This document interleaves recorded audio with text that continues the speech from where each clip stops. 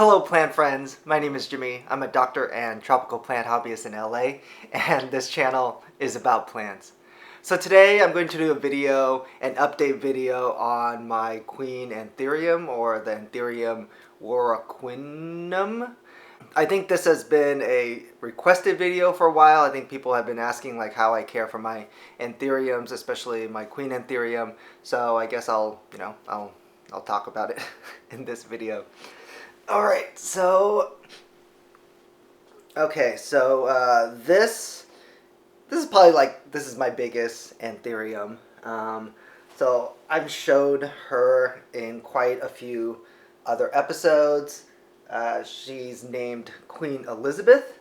So I have gotten her about, I would say about a year ago. And a year ago she came to me with two of leaves this size. I mean, obviously they were, they were green.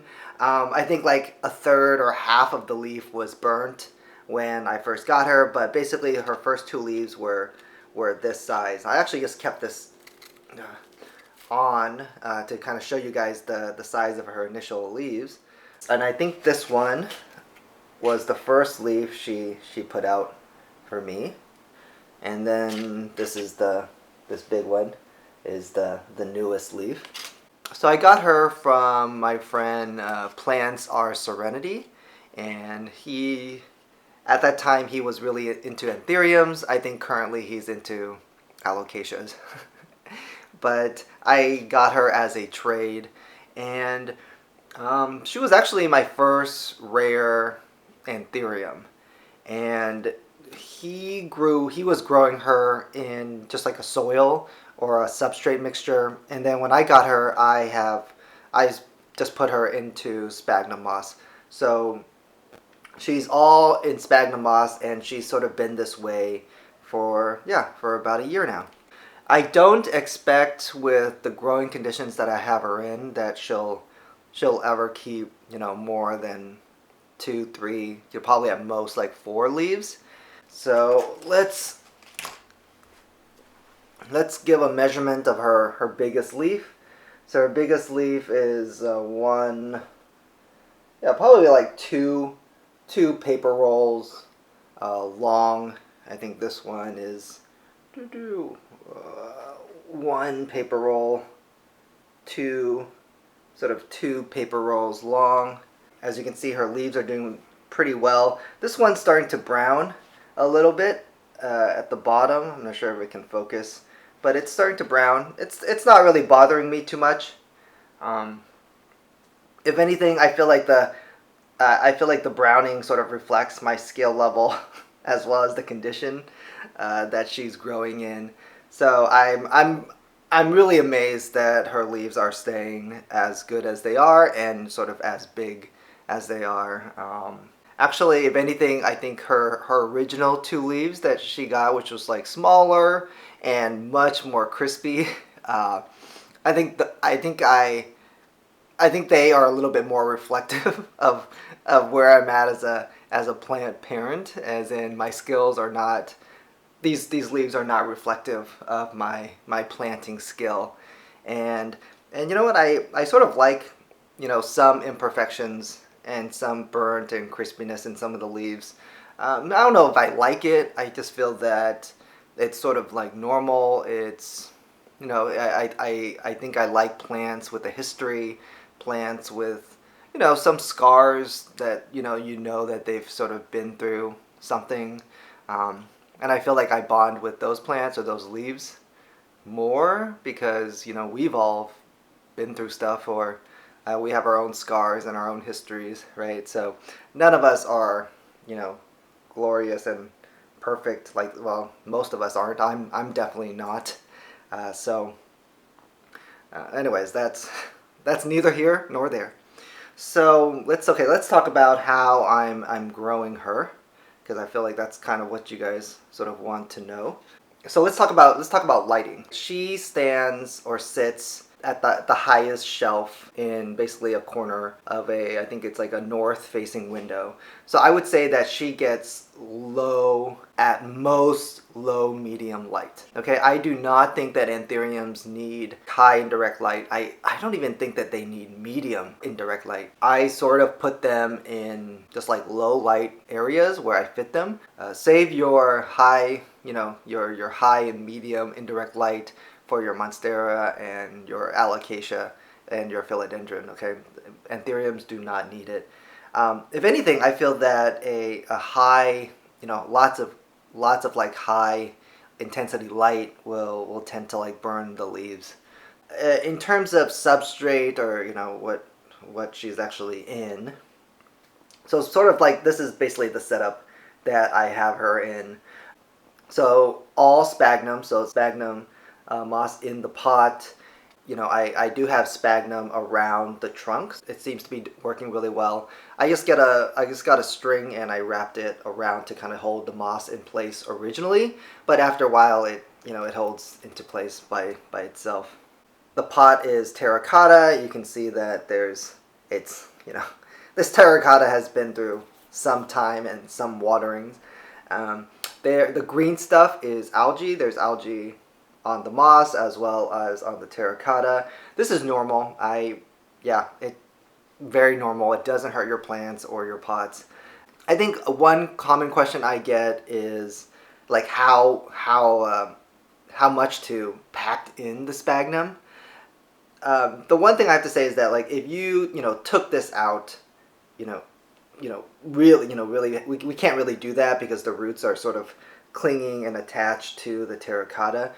If we really took this out, you would find that there are probably very large air pockets in here. Okay, so probably you'll find a lot of air pockets in between the roots. So it's not like there's tons and tons of sphagnum in. So I think I just tell people, just kind of pack it in like medium or not. Either, I don't think just pack it in until your plant is structurally stable. if that makes sense, right? Like pack it in until your plant actually stands up the way you want it to and it doesn't like totally move or fall or tip over, and that should be fine. Like I said, there's spag in there, there's spag in here, but there's probably a lot of chunks of like large air pockets. I know that there are multiple ways of doing things. Some people do pure sphagnum, other people do very porous mixtures. I've always done it this way. I can't say that this is the best way. It's just the way that works for me, and it's the way that I've sort of always done it. So, if you want to do it another way, that's perfectly fine. But this way has worked really well for Queen Elizabeth here, and has also worked really well for my other Anthuriums. So basically all my Anthuriums are sort of in the same setup here. Okay, so if you're using an all sphagnum setup like this, you need terracotta. You either need a terracotta pot or you need a net pot. A net pot is sort of those like plastic pots with like tons and tons of holes around it. So I like net pots a lot. I also like terracotta pots a lot. I just kind of started out with terracotta. I just kind of kept going with it. I would not recommend a pure sphagnum moss setup if you have a ceramic pot, even if that pot has a drainage hole. I find that ceramic pots just sort of keep and hold the moisture and water just so much, even with the drainage hole, that it starts to rot the moss. And then when the moss starts to rot, then your roots start to rot. And I think that's the common problem that people have when they're growing or propagating things in sphagnum. I think that their setup just makes has the sphagnum moss just hold on to too much moisture, and that does cause root rot.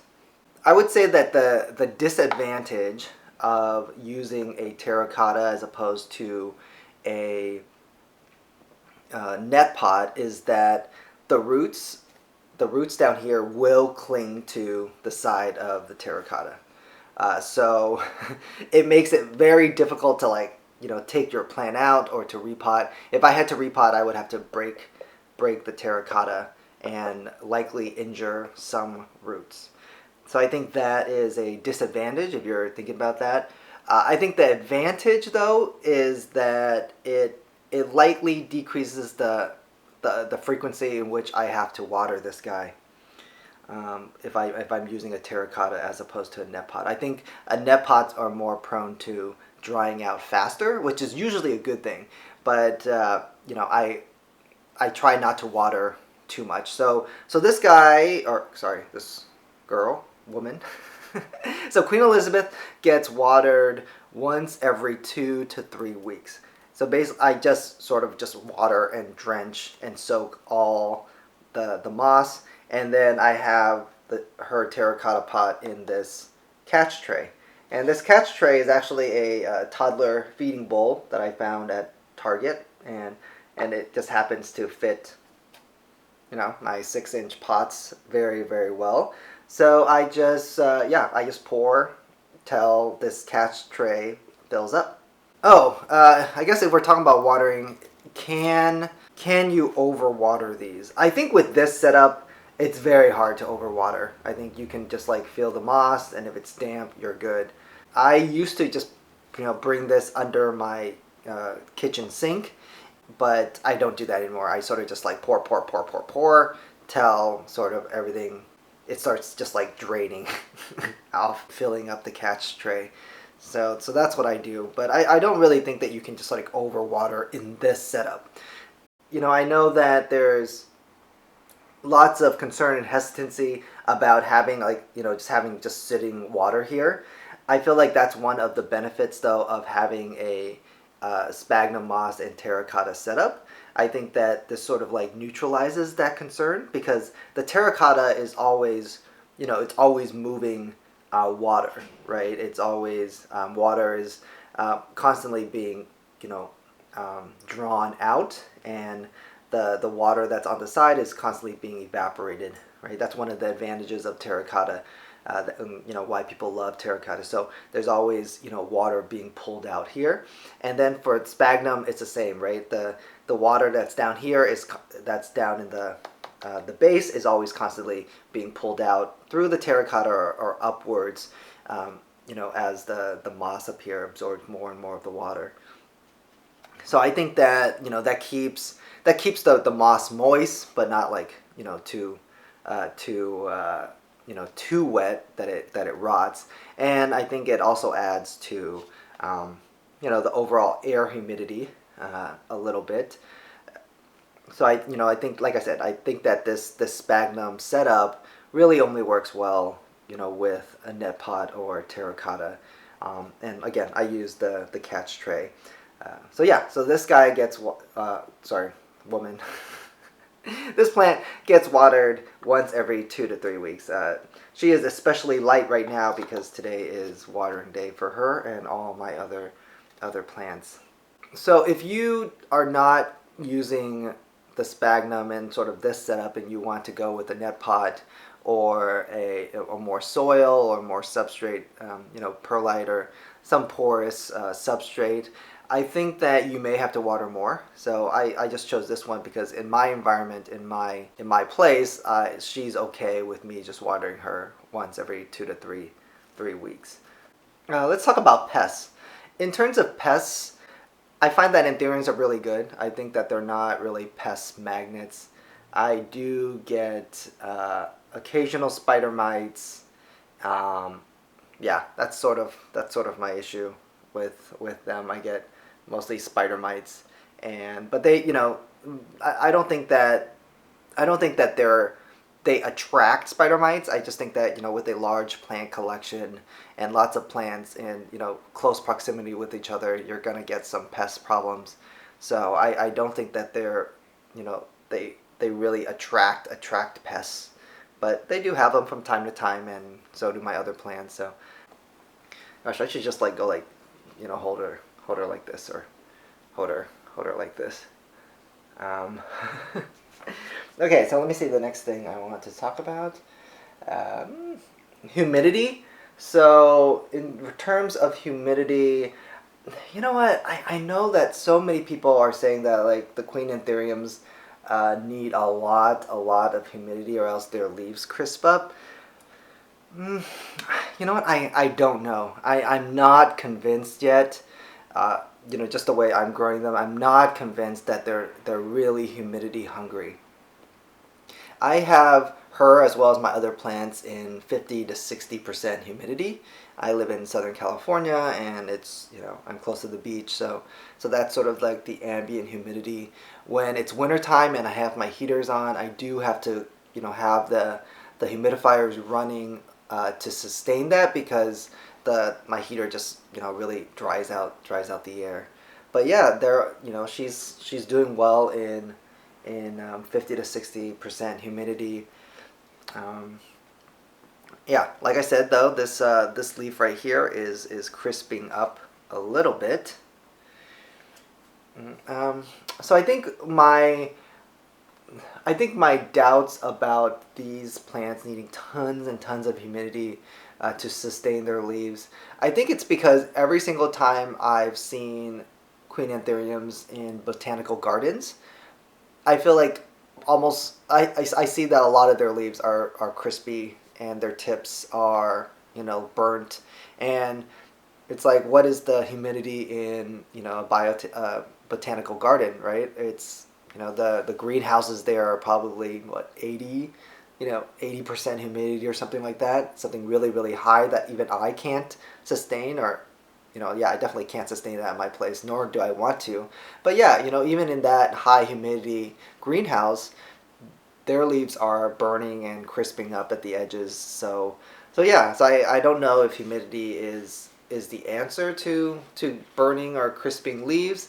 So that's all I can say about humidity. I have not found that these guys are humidity hungry. If anything, I feel that some of my other plants, when the humidity is a little drier, they show it a lot more than these guys, right? I feel that when I have variegated monsteras that their tips seem to burn a little bit more when the humidity is low, and these guys are still my Queen Anthuriums are still fine. So I'm just showing you guys my biggest one. I think I have like 5 or 6 or something lying around. I really like I really like the Queen Anthuriums or the Warocqueaniums. So yeah, let me see. Oh, fertilizer. I think that's another common question I get. Fertilizer. So I fertilize all my plants with the Miracle Grow, like that blue powder thing. It's like super cheap. It's like $3 to $5 at Home Depot or Lowe's or any garden center. Really cheap stuff. You just kind of like dissolve it in water, and I just follow the directions and I water. I use fertilize probably about once every 2 to 3 months. Mostly sort of when I remember. Sometimes when I'm very ambitious, I water, I fertilize like once a month, and that's usually only in the winter months, or not winter months, sorry, not in the winter months. Definitely only during the summer or spring months when the plants are really, really, growing and thriving and popping out new leaves. So that's the time when I'd fertilize. During the winter, I really just don't fertilize at all. I guess let's recap. Low to medium indirect light. This all spag setup I advise only works with terracotta or net pots. There are other ways to do it. I'm not saying this is the best method. It works for me. I hope it works for you guys too. I know that a lot of people have had success with this, so you guys can try it if you're thinking about trying it. Water and just keep the moss moist, and the rest will sort of take care of itself. Overall, I don't think that the Queen Elizabeth or any of my other Anthuriums or Warocqueaniums have really been that much of a tough plant. So it's actually, I feel like they're a lot easier than a lot of people make them out to be. Okay, so all right, so this is. I hope you guys are able to catch. Does that fit? Does it all fit? Okay, so I hope this video was helpful. I know it's very, very casual. All right, I think that's it. Till next time, happy planting.